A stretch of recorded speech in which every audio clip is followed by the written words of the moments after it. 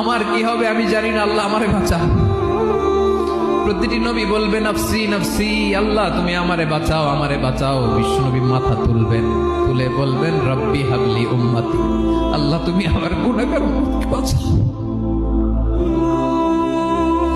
এই দুনিয়ার বুকে রব্বুল আলামিন সব নবীকে একটা করে দাওয়া মুস্তাজাবা দিয়েছেন, মানে যে দোয়া করলে কবুল হয়ে যায় সাথে সাথেই।